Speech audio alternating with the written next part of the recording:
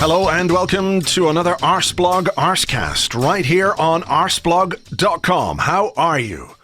If you're an Arsenal fan, please know that question is purely rhetorical. And if you're a fan of another club listening to this podcast, because I know there are some of you out there who do, welcome to about an hour of my misery. Because I'm feeling a little bit disheartened by the week that we've just had from an Arsenal point of view. We've played 2, we've lost 2, conceded 6 goals, and the chance that we had to really secure a place in the top 4 and get Champions League football for next season appears to have gone. It's not impossible. Many things have happened in recent times that people said were impossible, so you can't give up hope entirely. But I have to tell you that this team this week has done its very best to extinguish the little candle of hope that I had lit inside my heart. They've come along one by one and just drizzled a little bit of piss on the candle till it's gone out. One of them, even with his ginger beard, stood on his head while trinkling his winkle juice on my candle of hope. I have to say, honestly, this week has really done something to me because, we'd done well. We did well against Napoli and we were on a good run. We had that Everton game, of course, but, clean sheets, and it looked like defensively we were better. And then we have a home game against Crystal Palace. We could have gone above Tottenham, and then, we didn't because of the guy who came along and stood on his head doing wee on my candle rather than defending. And then you think, okay, well, that wasn't ideal, but maybe this team has got it in them for a response in midweek. We've seen it a few times this season. Things go wrong and Unai Emery manages to somehow mould this squad of gentlemen, most of whom I wouldn't care less if we sold tomorrow, but that's by the by. He manages to get something out of them and things go our way again. So while I wasn't necessarily optimistic going into the Wolves game, I thought maybe we would be better than we were, but maybe that's my fault. Maybe that's on me. I've been doing this long enough, I should know better. But what is football without hope? And now where we head into a weekend where we've got to play Leicester away from home. What do? Do I get a new candle of hope?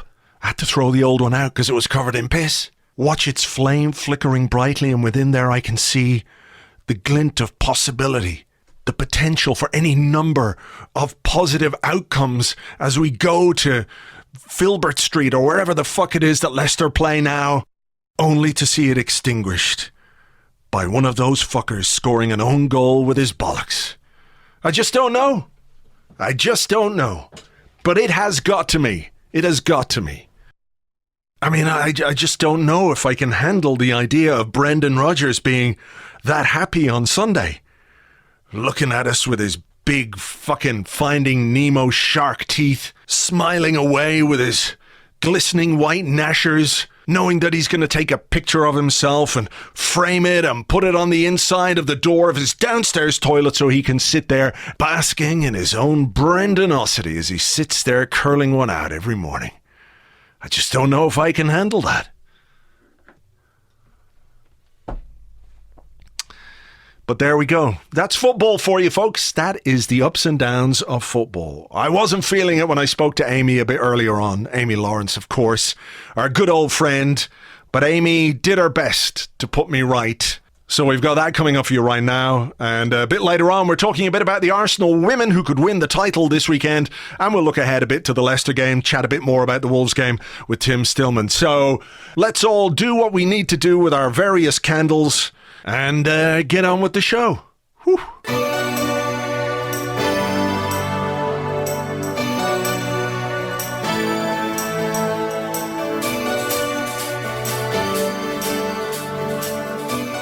Okay, joining me now on the Arsecast to try and make some kind of sense of, over what happened at Molineux on Wednesday night. You get a great job today, Amy. Sorry about this, but welcome to the show as always. Yeah, thanks. You pick your moments. It's nothing to do with me. I asked you this, last week when we were in a lovely position in which, 2 wins would have taken us above Tottenham and, more or less sealed a place in the top 4. But, Arsenal did. So I'm putting the blame entirely on them. I know this is a really difficult question, and one which is plaguing people and probably Unai Emery and everybody at the club. But can you offer any explanation for the difference in Arsenal at home versus Arsenal away? I think that's a fascinating question. And what really interests me in relation to that is the team that Unai Emery picked against Crystal Palace, because I suspect that he kidded himself slightly into that feeling, which I think most people associated with the club shared, that they felt fairly invincible at home. And there was, a pretty logical explanation for that. The 10 home wins on a row, some fantastic performances in Europe at home, a feeling of control, a feeling of the team being able to express itself. All those factors quite possibly allowed or encouraged Emery to make what was possibly quite a fatal mistake in his team selection for the home game against Crystal Palace. As soon as that team sheet came out, got that sinking feeling in the pit of the stomach, thinking, why are you picking a team with Wolves? A team to essentially, he picked a team to face Wolves, or he picked a team with that specific match in mind. Yeah. And it didn't take a genius to figure out that, whether you rest players or not, that Wolves away game looked really dicey. What fascinates me in the slightly bigger picture, looking at this kind of home versus away thing, and it's a generational thing perhaps, is for the slightly older and wiser Arsenal supporters out there, they will remember a time where away games kind of invariably meant that Arsenal would put up a really strong fight. And in fact, you go back in time to 2002 and 2004, which were the last 2 times Arsenal won the title. They didn't lose a single away game in those 2 entire seasons. It seems beyond belief when you look at the state that Arsenal find themselves in on the road most of the time nowadays. And it's like everyone at the club has become almost accepting of it as a new reality. But that old reality was that Arsenal would go absolutely everywhere and think that they were going to win. And even if they didn't win, they got a point. But there was an absolute fierce determination and confidence that went from front to back in the team, and included the substitutes, and included the fan base, and included the manager. And that manifested itself in 2 out of 3 seasons with no defeats away from home in the league. So it's just weird that the club as was has kind of allowed itself to drift so far away from that as to feel like it exists in a different away universe.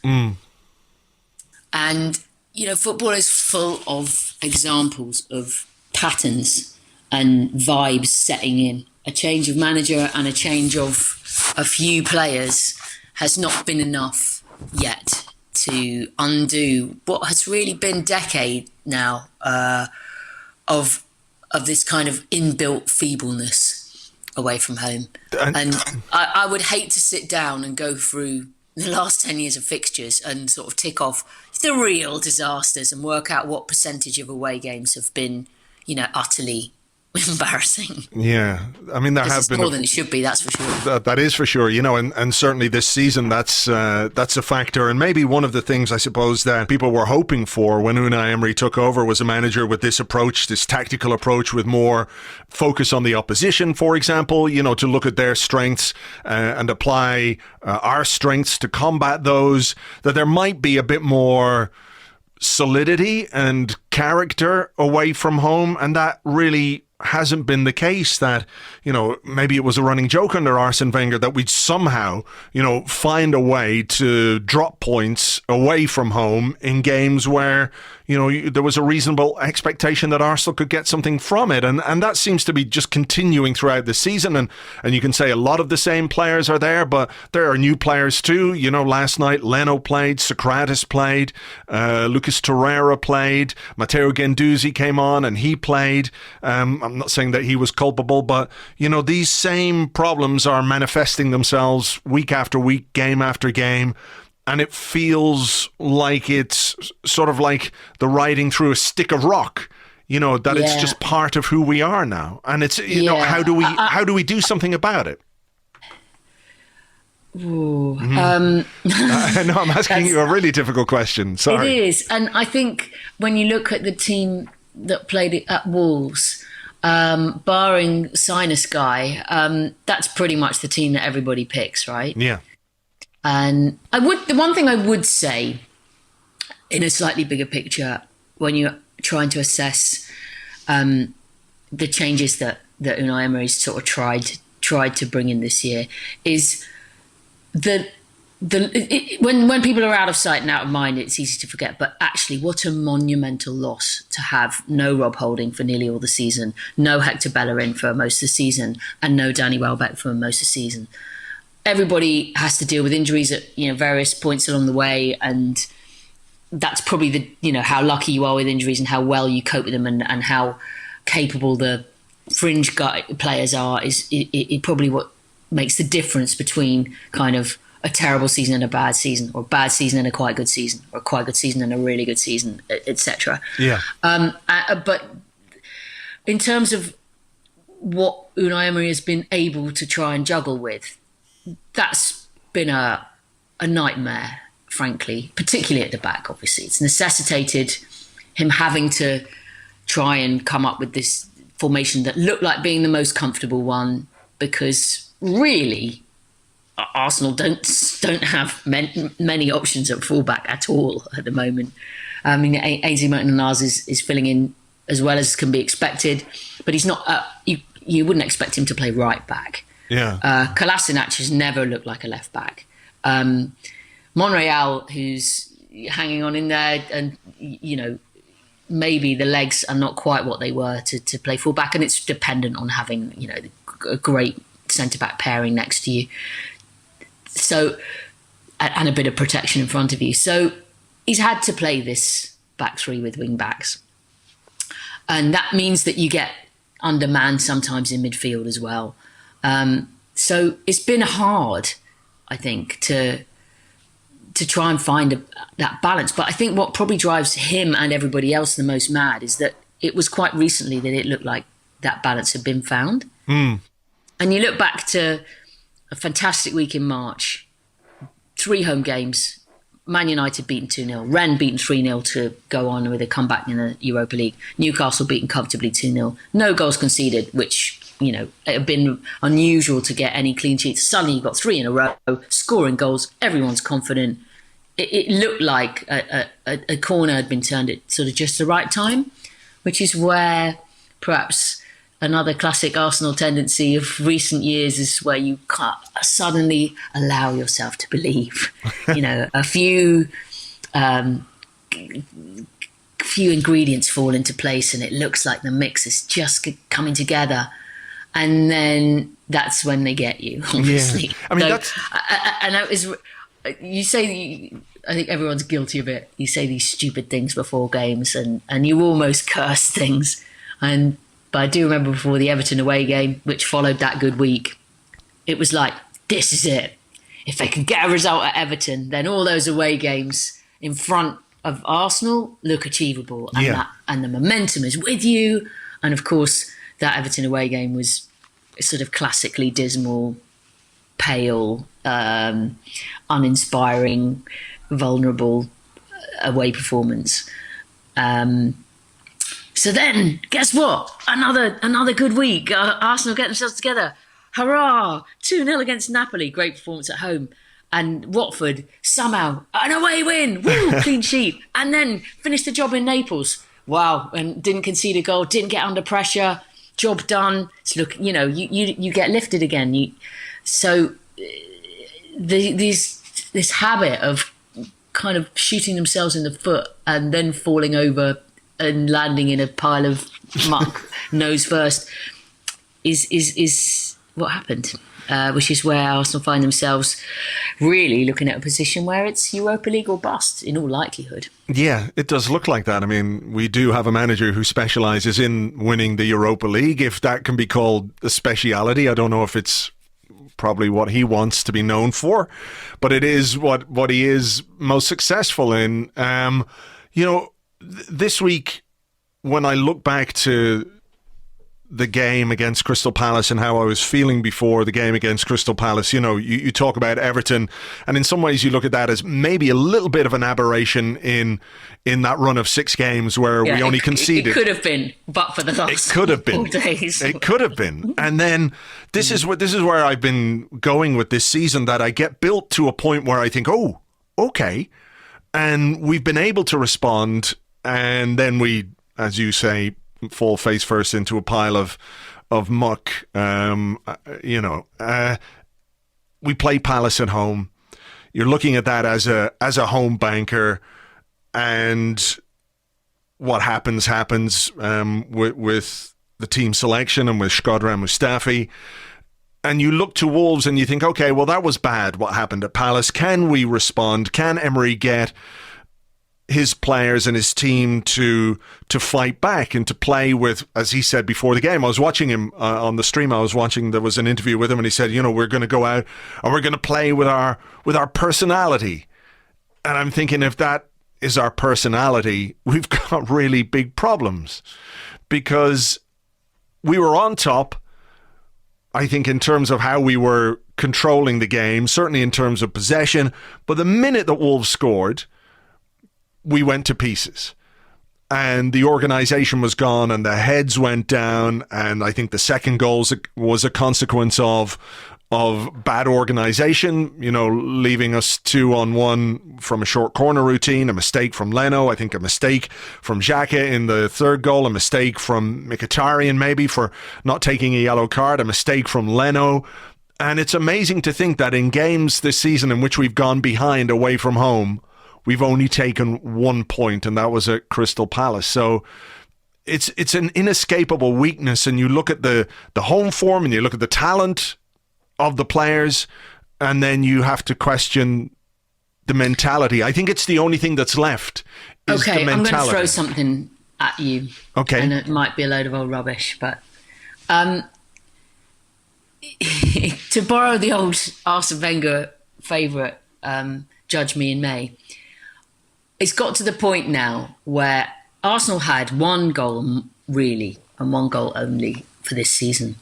And I recall when we had the opportunity to meet with the new head honchos of the club, Raul and Vinay, when they took over from Ivan Gazidis, it was absolutely abundantly clear that this season was about one thing, and that was getting back in the Champions League. And it doesn't matter how you do it, but that's the thing that everybody had kind of almost blinkered vision about. Right.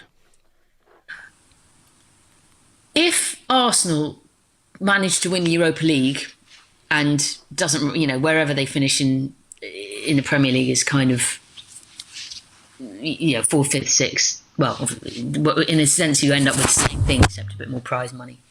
But if Arsenal can get there via the Europa League, and looking at the 4 remaining teams, they have as good a chance as anybody, then if you don't think that's a successful season, you're absolutely nuts, and you may as well go and support a different sport or find a different pastime.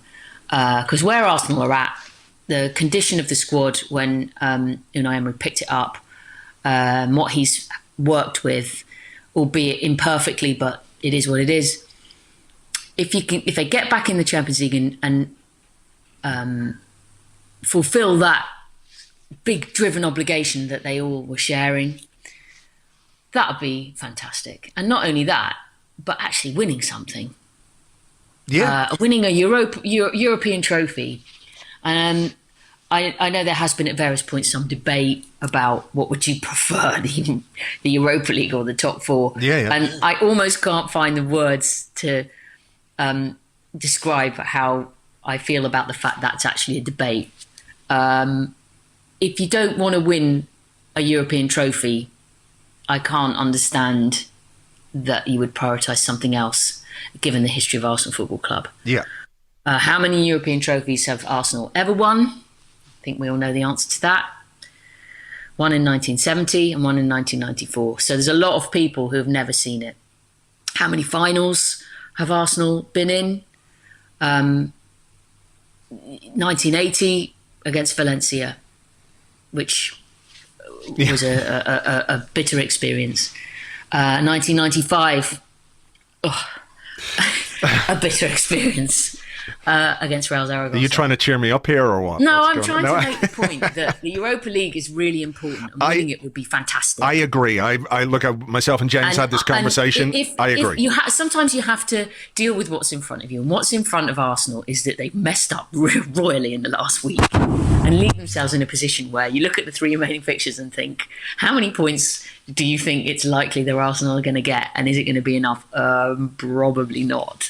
It's hard to convince yourself. It might happen, obviously, but it's hard to sit there and feel confidence that Arsenal can go away from home anywhere and pick up the wins required. And the game against Brighton might not be that easy at home, given their position. And so, without saying it's an all eggs in one basket situation, I think that Arsenal have a winnable semi-final against Valencia. And after that, you're in a final against a team that, whoever it is, you've got a chance against. And it could be a great day or great night. It could be a memorable moment in the club's history. It would be winning something if they can achieve it, which is absolutely worth celebrating. Now, whether in the longer term that actually can change something in the mentality of the players is the next question. Yeah. The FA Cup wins towards the latter end of Arsene Wenger's time were not quite enough to have that knock-on effect of, they've overcome a psychological hurdle and they don't feel so much like losers. It's two slightly different things, but it could have a positive knock-on effect and give them a different kind of confidence. Sure. I mean, I don't disagree with any of that, really, when it comes to talking about the Europa League. And if you were to make it a straight choice between top four and Europa League, winning the Europa League, of course, I would take winning the Europa League. A trophy is a trophy. And, as you say, it's a tangible measure of success. We also get into the Champions League. So that goal is achieved. I just wonder a little bit about what you think might happen now, given how badly this week has gone, because people were asking, what does Unai Emery do? Is he prioritizing the Europa League now? Even subconsciously, was that informing his team selections? Was it something that informed the team selection against Crystal Palace? I mean, we've got a game against Leicester on Sunday. I genuinely think after what's happened this week, top four is going to be just out of our reach. Is it now incumbent on Unai Emery to put his eggs more in the Europa League basket than the Premier League basket? And how does he find the balance between preparing for a semi-final against Valencia, who are beatable, I think, but also a very good team, and they've shown that this season in La Liga. They've got some very good players who would cause us problems. If you look at what Wolves did to us, they've similar kind of players who could cause us those problems. What is the ideal preparation for that semi-final? Is it going to Leicester with a weak team and losing again away from home? Yeah, but Arsenal went to Wolves with probably their strongest team. Yeah. What happened? No, okay, yeah, fair point. I don't think that you can take that as a measure of, you pick a stronger team, you're going to be okay. You pick a weaker team, you're inevitably going to get bashed up. It's not working that way. I think that prioritising Valencia is practical. I think it would be, for example, Laurent Koscielny, after his injury and comeback and difficulties regaining full form, has been amazing. But should he have been playing 90 minutes of each of the last games in quick succession at his age? Not ideal. So you'd have to think that he needs a rest at some point. Yeah. We all know what that means defensively. If you want to take one of the defenders out the team and play with a the pattern that should be the best pattern, which is that three at the back and wing backs. So it's complicated, but it's the practical route for sure, I think, at this point. Yeah, okay, yeah. Sorry. No. That was such a wistful sigh. It was. I mean, I have to say, I found this week... Come on, let's talk about something else. What would we talk about? Game of Thrones? I don't know. I mean, it's just really... I find myself this morning, and I wrote about it in the blog, quite down on where we are. And I realised that this season could end with a huge success in terms of what we've done over the last number of years, and a European trophy. I know that's still there, and I know that's still within our grasp, but I look at where we are and what's happening and how the manager didn't get any backing in January, and what he decided to do in January was to bring in a player who's, has had no impact whatsoever. We're going into a first full season under the ownership of KSE. We still don't have a head of recruitment. We've got to put a certain amount of faith in someone like Raul Sanyehi, who we don't know a huge amount, and we can't measure what kind of a guy he is and what kind of work he can do. And I'm not feeling particularly good about where we are. I think this week has been really quite damaging. To my perception anyway of the club and where exactly it's going in relation to where we want it to be. I think that's all fair, but as I said before, that all those sentiments become important and to the fore at the end of the season if Arsenal haven't fulfilled their objective of getting back in the Champions League, which looks like it'll be via a trophy. Yeah. If they do, then I think all those questions have a different flavour. And you have to maybe try to just take a deep breath, hold back from total dismay or helplessness, looking at the bigger picture, and just give them that chance. I think you've got to give Emery and the players, and by extension the people running the club, the grace of seeing if they can get to Baku and win a trophy and get back in the Champions League. If not, then full analysis that asks questions of everybody is absolutely right and fair. But give them that chance. No, okay, fair enough. You're talking me off the ledge here a little bit, and I appreciate that.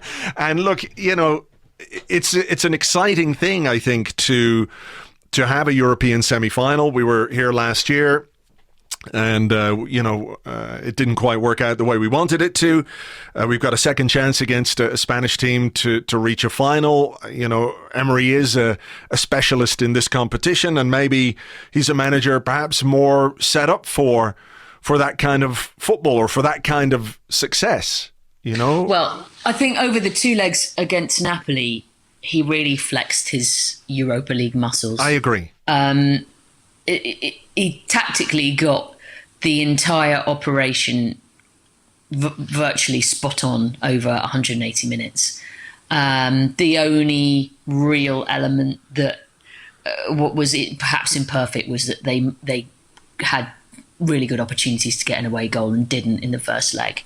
But apart from that, the whole atmosphere around it, ambition around it, the teams he picked, the determination and control with which Arsenal managed both legs was first class, actually. And it's interesting because, we sit here and are trying to get our heads around who Emery is, what his methods really are, what his management's ideas are really about over the slightly longer term in regards how Arsenal might go on to try and take the next steps, which are dealing with some of these inbuilt problems you were talking about earlier. But looking at Ancelotti, who was another name in the frame around a year ago when the replacement to Arsene Wenger was being sought. and seeing the pressure that he was under at a club that's second in Serie A and was probably fancying his chances of being in a similar kind of group of teams that would be amongst the favourites for the Europa League and what that would mean for them. Same things, really, getting back into the Champions League. And, they were in it at the start of the season, remember? And having something tangible in terms of success. They were right up for it as well. And by the end, Ancelotti looked absolutely unstripped and under pressure because he couldn't get anything right in that tie, whereas Emery got everything right. So, I keep hugging. It feels like all roads of conversation lead back to the Europa League, and maybe that's just trying to avoid being too negative and pessimistic. Yeah. But it was something strange about that Napoli, particularly the second leg, I think, in Naples, where everyone was expecting that to be a tougher game than it was, a more hostile atmosphere than it was, a more pressurised situation than it was. But still, going into it, I think a lot of people wouldn't have been amazed if Napoli had gone hell for leather and been 2-0 up within 20 minutes. Yeah. a la Wolves, for example. And yet, quite quickly you thought, hang on a sec, it was exactly what you sort of want from an away performance that Arsenal haven't shown often enough, which is a collective maturity. Yeah. To be able to handle the situation as a group, to trust one another, to back one another on the pitch, to be a bit more attack-minded. So instead of being scared about being taken apart at the back, Arsenal were, playing quite high up the pitch around the edge of Napoli's box and a lot in the first quarter of an hour, and showing that they weren't sort of going out there ready to be vulnerable, which is what people sometimes expect of Arsenal away from home. And it was, it was a blueprint of sorts, but it was almost as if they felt that we're comfortable in this competition and we're focused on it and we're going for it. Maybe that's our, reality is that's kind of Arsenal's level at the moment. Yeah, is as a strong Europa League outfit, and actually, again, talking bigger picture, that's the goal. If they do, whether it's this season or in future seasons, get back in the Champions League, it's not just getting there. It's being able to be more competitive in that slightly higher band. Okay, and that's domestic as well as in Europe. That's what that is. But it's step by step. They can't expect. Unfortunately, given events, it's obvious that these things are just never happening overnight. Yeah. Okay. Well, that's sort of where I want to go with my next question. In that, I worry a little bit that things are quiet and we don't see or hear much from the people running the club beyond the sort of normal platitudes. But let's put it like this. Sanyehi is relatively new in the job and relatively new as the man making all the football decisions. Unai Emery is new in the job. It'll be, his first season at the club will be over within, a few weeks, hopefully at the end of May.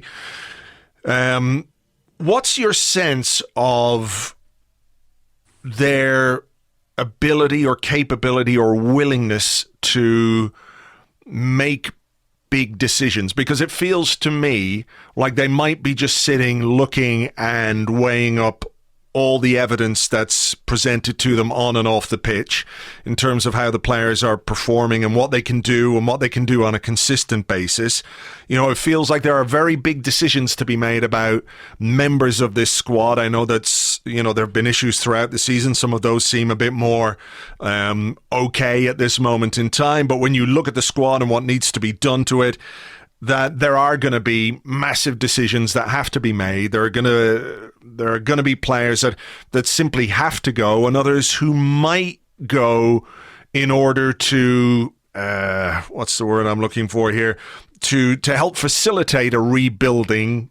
Do you feel like these guys are prepared to make those decisions and prepared to make those things happen?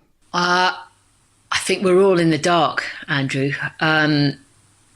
As you say, there's so much new, and in many ways it seems mad to think that you're rewinding only a year, and nobody had heard of some of the people who are highly involved in top positions at the club. There is so much churn that is necessary to try and do that rebuild, and that was always the case even last summer when Unai Emery came in, and the kind of next phase of the changes that Ivan Gazidis had put in place was beginning to happen before he found something better to do. We don't know enough yet about how Raul Sanllehi operates to know if he can realistically manage, or how quickly he can realistically manage the amount of change that is still required to take those next big steps. It's a lot on his plate, and I think that especially after the change with Sven Mislintat leaving and the director of football scenario going the way that it had, it's really on his shoulders. And he's got a huge summer, because there's already, squad change that's happening just because of people leaving, whether it's Ramsey, Cech, probably Danny Welbeck, guys who have been important players. And that's quite apart from if you think about any different kind of investment. So, yeah, I can't imagine enough will be done in one summer. So we might have to just... I think it's a longer job. I think that it's a bit by bit job, and it might take quite a lot more windows, and it might even take some more managers in time, because even if you've got big money behind you, it's not an easy task to start. I mean, look at how far ahead Man City and Liverpool are. It's just not realistic to think that another summer with a probably quite limited KSE budget is going to bridge that gap.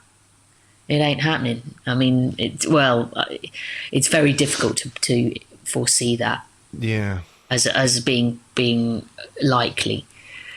I think that it sounds grim not to be more positive and rah, but smaller achievements need to be the things that Arsenal kind of look forward to bit by bit. Yeah. And until you reach a position where you suddenly think all the cards are falling into place. But there's just a few too many cards at the minute. Way too many cards. I mean, if you talk about judging the season in May, do we judge how the club is being run at the start of August or whenever the transfer window closes and we prepare ourselves for the first game of the season? Is that the measure of how we're going to know? I think you can certainly make an initial judgment there, because everything that Raul has previously said, and indeed the evidence was there with Denis Suarez, is that January is not where they're looking to operate. So summer is massive. And then next summer after that probably is massive again. So the first real opportunity to make a serious judgment, there was a initial judgment, obviously based on the incomings from last summer. And I think most people would agree that the majority of those signings have been promising, if not consistent, over a season. Stefan Lichtsteiner obviously was the one that really didn't work out, and Denis Suarez this January has been pretty pointless exercise. But Leno, Torreira, Guendouzi and Socrates have all given moments of great promise at different times of the season, even if it's not been like a whirlwind that's everything's phenomenal straight away. So this next summer is another big one. Yeah, and I think August, start of the season, end of the transfer window, you'll be able to make a reasoned assessment on how you think the club is being run from on high. Yeah, not just Raul Sanyehi, but also KSE as well. I think we should, or I should point that out. I don't want to put that on you. All right, look, Amy, I know you're a little bit pressed for time this morning, but appreciate it as always, and thank you very much indeed for calming me down a little bit. It's pleasure, and please next time can we have a happier? Yes. Happier chit chat. How about we talk during the summer when there's no Arsenal game to wreck our heads? How about that? Great. Or after well, maybe it'll be around the Europa League final. Exactly. After we win. Positive. Well, look, if we win the Europa League final, we'll have a definite happy chat about that. We'll put that in the diary, will we? Okay, good. Deal.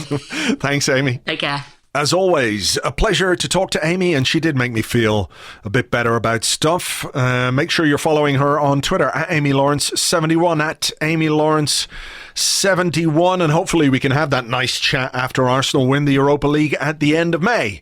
Of course, we do have to get past Valencia in the semi-finals. That's a bridge we can cross when we come to it. We'll be coming to it next week, of course. The first leg takes place next Thursday, and maybe we'll try and get an extra bonus podcast along the way. Perhaps, looking at Valencia, what kind of a team they are, what kind of a challenge they will pose to us over the two legs. Right, while the Arsenal men continue to vex us at every available opportunity, the Arsenal women, meanwhile, are on the verge of winning the title. This weekend they face Brighton, and with me to discuss that is Tim Stillman. Tim, hi. Hello there.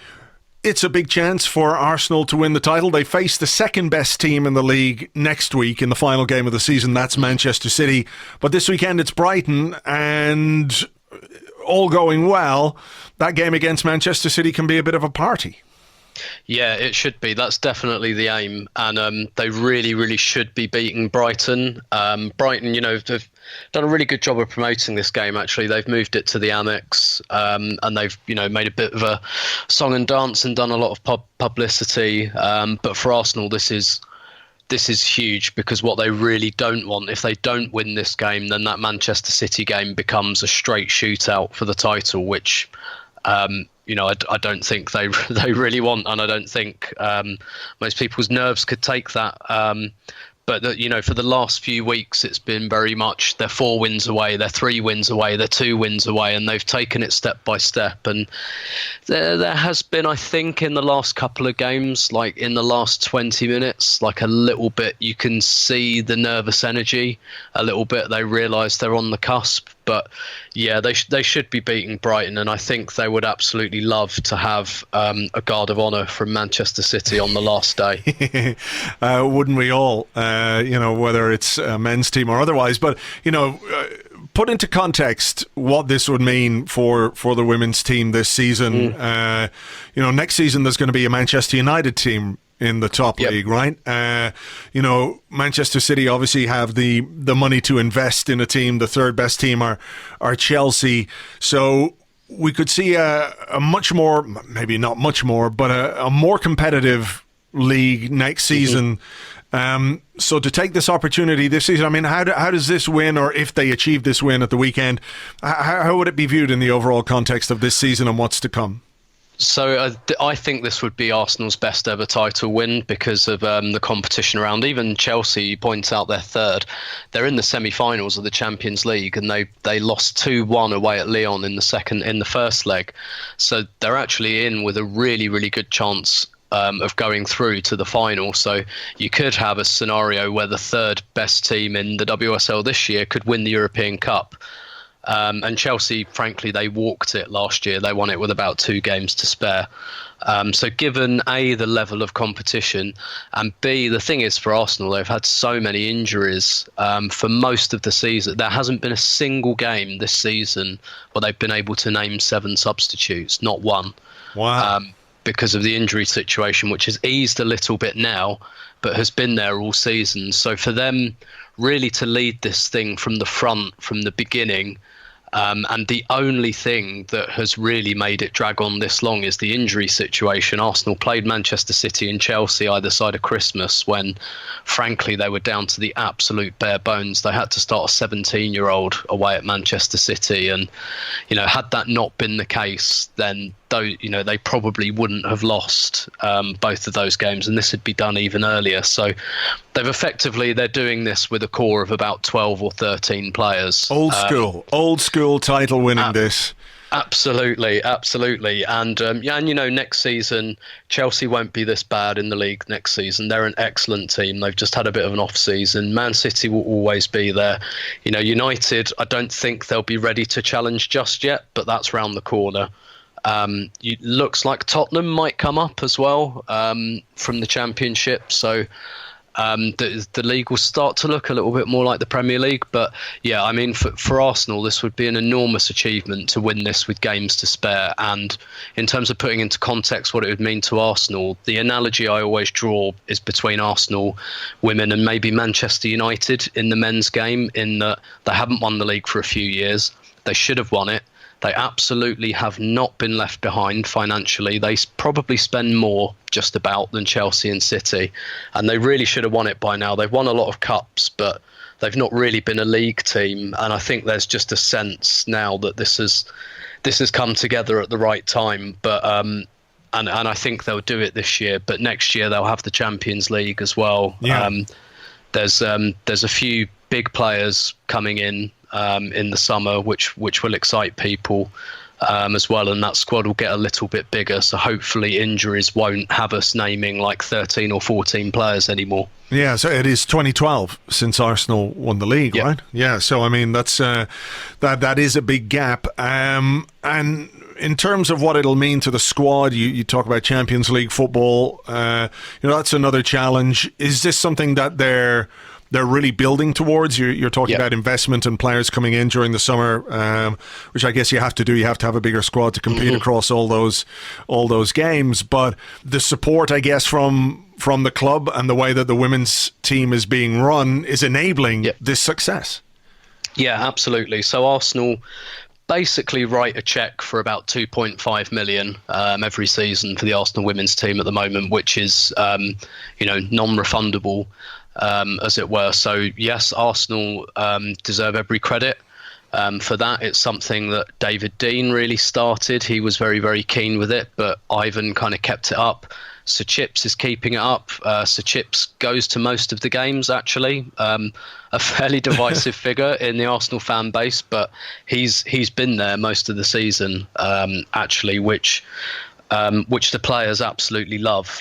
They absolutely notice it when he's there, and they notice that level of support. But yeah, they've been building towards the Champions League. They missed out by 1 point last year, and they had this shocking result away at Yeovil, which they drew 0-0, which was only one of 2 points Yeovil got all season. It's probably the most surprise result in Arsenal's history.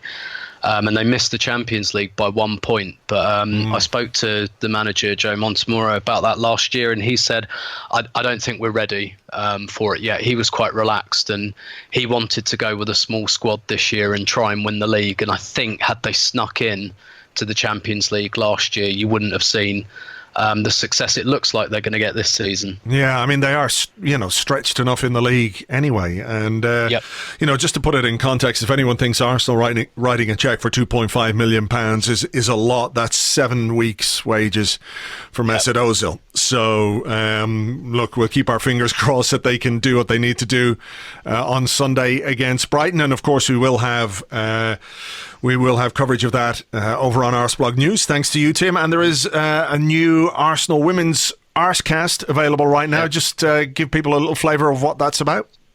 Yeah, sure. So back in 2006-07, Arsenal women won the quadruple. But the kind of biggest part of that they won, it was called the UEFA Cup at the time, but it is recognised as the Champions League. So they won the Champions League in 2007. It's a fantastic story, really. They beat a Swedish side called Umeå in the final, and Arsenal were the absolute clear kind of domestic dominant force at the time, but in Europe not so much. They were big underdogs against Umea in the final. They had and I spoke to Faye White, who was the captain of that team. She missed most of that season with a knee injury. So I kind of speak to her about her kind of mixed feelings, really, on sitting on the sidelines and watching this great achievement. And also talk to Kelly Smith, who is arguably the finest women's footballer ever. Certainly Arsenal women's finest footballer ever. And the season she had that year. And Kelly, as ever with Kelly, there's always a really interesting story behind her career. And most of the time it's due to really bad injuries. But on this occasion, this is one of the few seasons she stayed fit. But she missed both legs of the European Cup final because she was sent off in the semi-final after having scored 2 goals. And she got so fed up with being kicked that she kind of retaliated. Second yellow card, 1 match ban, set to miss the semi-final second leg.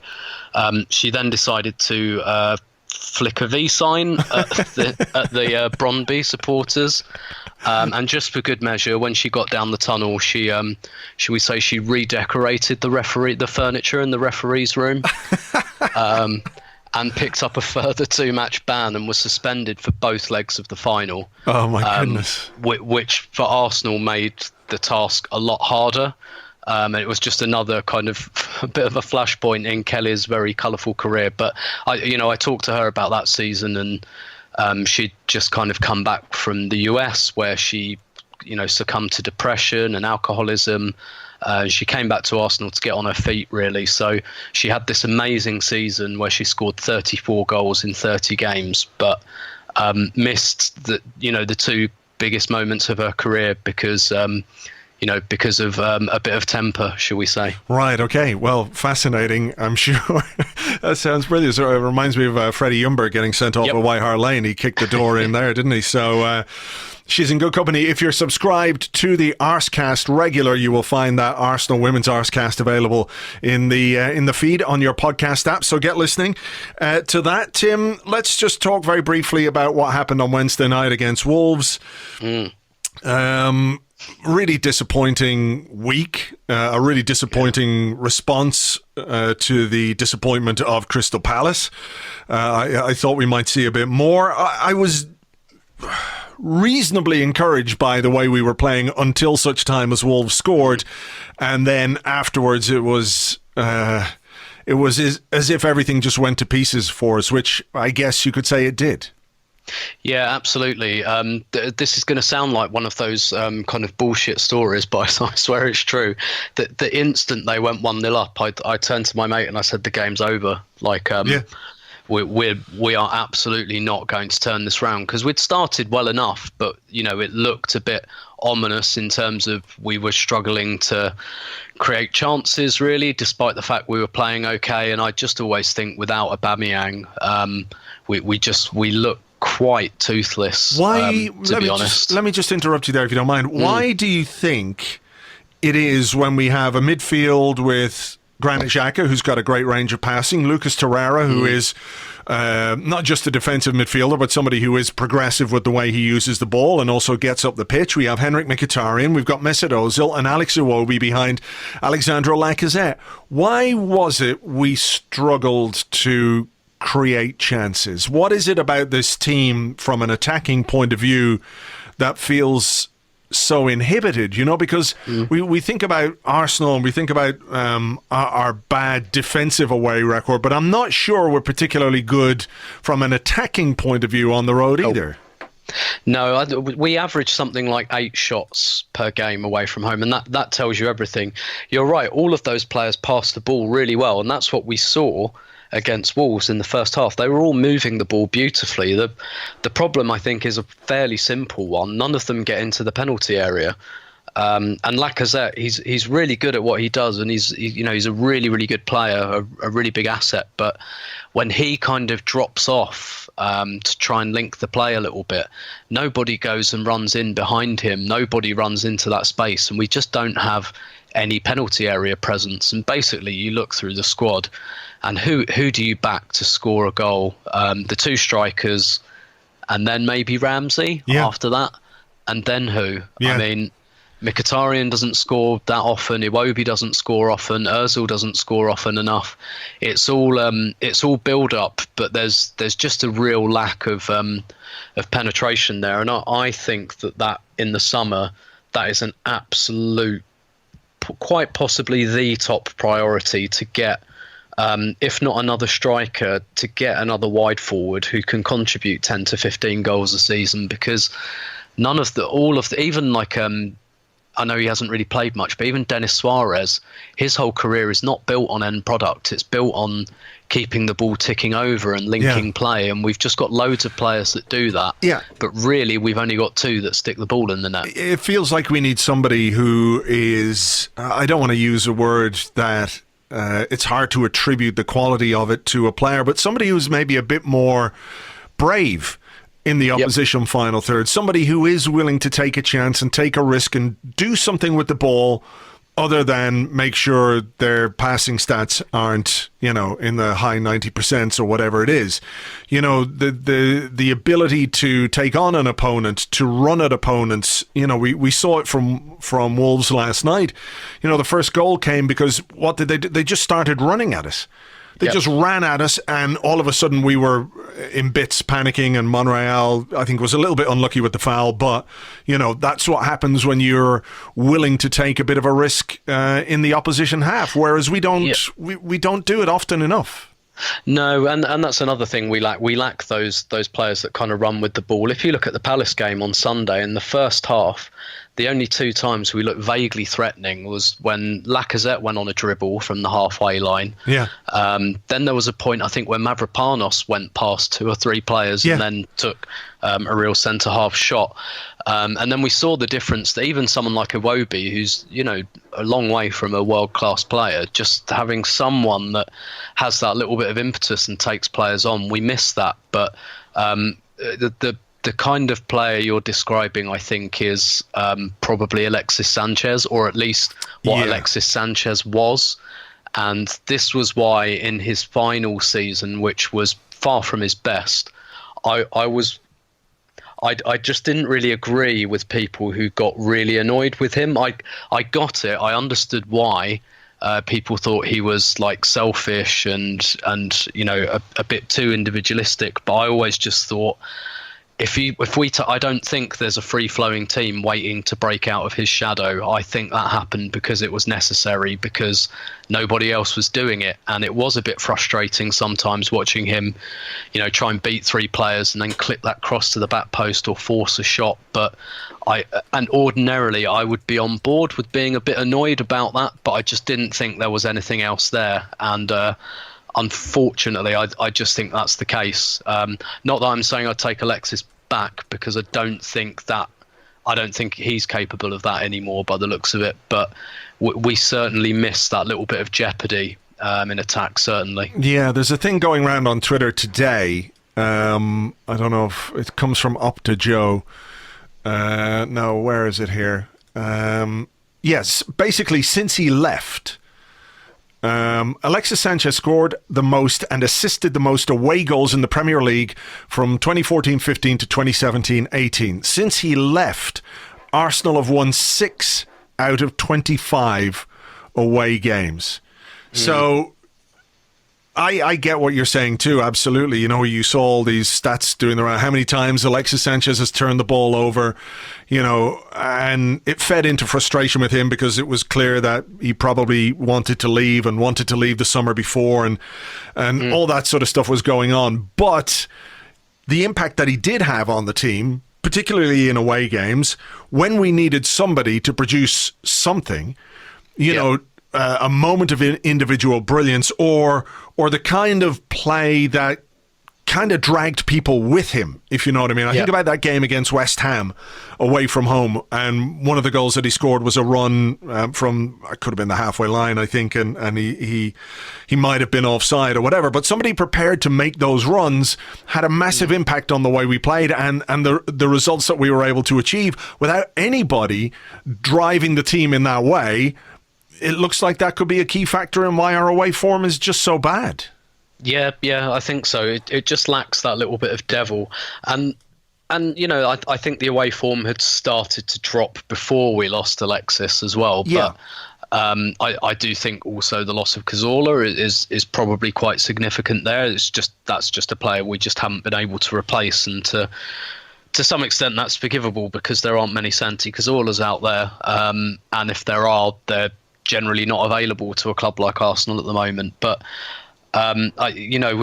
we had that little bit of control maybe with Cazorla that we struggle to get now, and with Sanchez, between Sanchez and Özil, there was just a nice chemistry between that kind of technical obsession with technical control, and then that little bit of jeopardy, that little bit of devil that I just don't really think we have. I think we have it in Aubameyang's movement, maybe, but he's a very low-touch player, so he's not going to influence the game very much. And yeah, I mean, I think a wide player that can do like a rough approximation of that. I always felt, weirdly enough, that I quite liked the signing of Gervinho, because although it didn't work, and I stress that very, very very intently, I felt like he was the type of player we needed at that time. And I kind of feel like a competent Gervinho, the Gervinho that doesn't run the ball out of play and perhaps stops it a yard earlier, is kind of exactly what this team needs. Like someone who really tries to get to the byline and take players on and commit them and try and bend defenders out of shape. Because you look at the second half against Wolves, and it's one of the most boring halves of football I've ever watched, and it was so obvious that it was going to happen. It was just going to be like a training exercise where the only chance we really created was from a set piece. And well, everything we had to score goals was on the pitch from the start, apart from Eddie Nketiah, of course, is just a 19-year-old and not very experienced. So Emery was absolutely banking on the players that he picked from the start to do the business, and unfortunately they didn't. Just finally, how do you view this Sunday's game against Leicester now in light of what happened this week? I must look at the fixtures. I mean, are we going to know what's going on in the other games before we play? Chelsea play after us against Manchester United. That's at 4:30. Right, so we're playing first. So we've, whatever it is we need to do, we have to do it before we know what's going on, and then hope for Manchester United and Chelsea both to drop points, but in particular Chelsea. So, if there is any vague hope of finishing in the top four, we have to win against Leicester. Do you think he's going to be looking at that game without seeing Valencia in the distance? I'm really not sure. The thing is, Emery's quite hard to read at the best of times, and to be honest, I just don't think he's got a solution to what's going on away from home. So it's very difficult to kind of second guess what he might do. I think he might go with three at the back again, just because he doesn't want Vardy kind of getting down the sides. But I'm not hugely confident that we're going to be able to keep that out. And I mean, we do have to win. I don't think that there's like a big surprise up his sleeve or anything. He tried to make this, and understandably, like in the pre-Wolves press conference, he was just kind of, look, I'm not telling you he's available. I'm not telling you what I might do. I'm keeping it to myself. And, it wasn't like he sprung a massive surprise. Maybe we didn't expect Aubameyang to be out again, but it wasn't like, oh, he's changed, I mean, what other formation can he use that he hasn't already used at this stage? What players can he use that he hasn't already used? Exactly. Even Mavropanos has started 2 games recently. So, and like El Neni has started games recently. Like it's difficult to think of too many available players or formations that he can go with. And to be honest, I think at this stage he's just kind of putting teams out and hoping it works.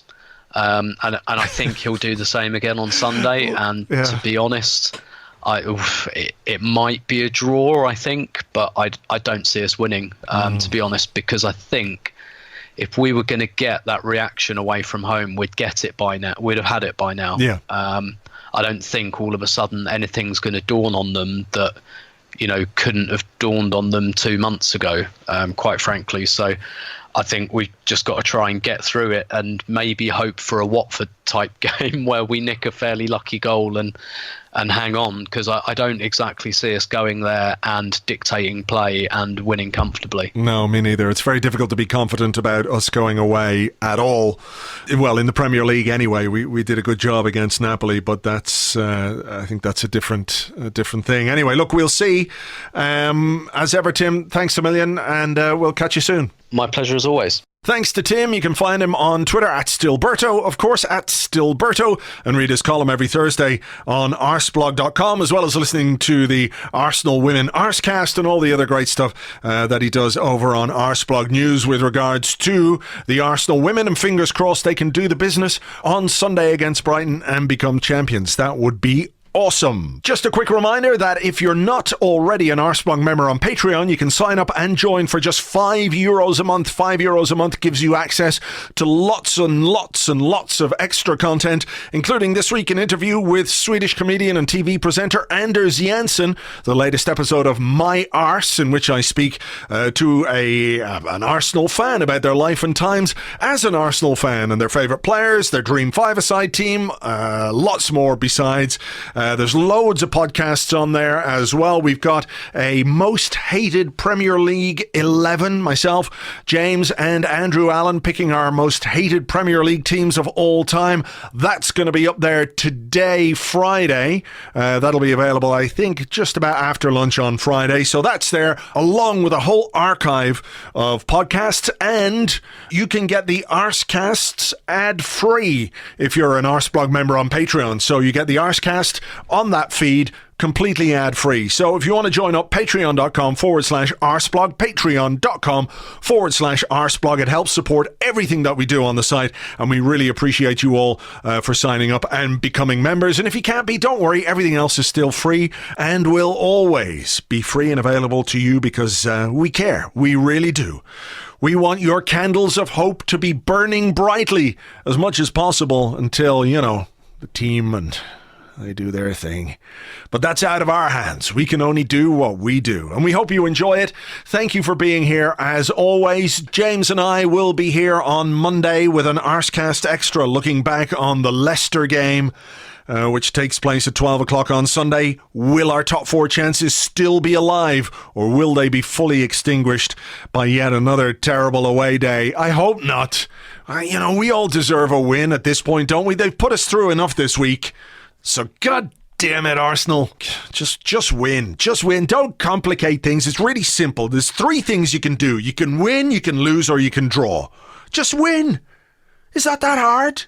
Every other fucking team manages it away from home. Just pretend to be Crystal Palace. How about that? See if that works.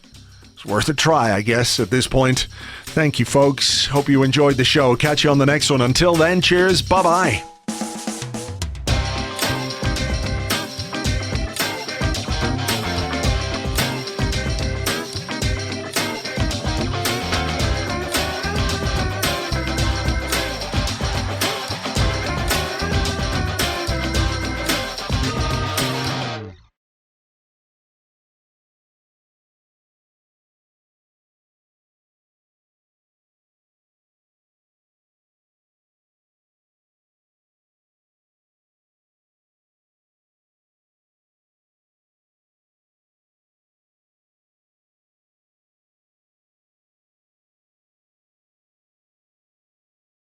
Good evening, Alexa. Please to play my favorite song. Good evening. Good evening. Good evening. Good evening. Good evening. Good evening. Good evening. Good evening.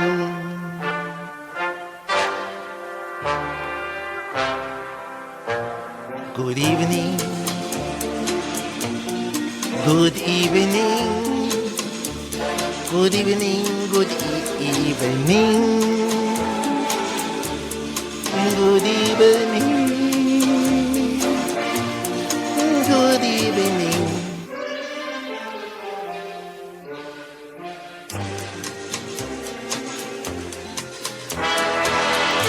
Oh, good evening. Good evening. Da, da, da, da.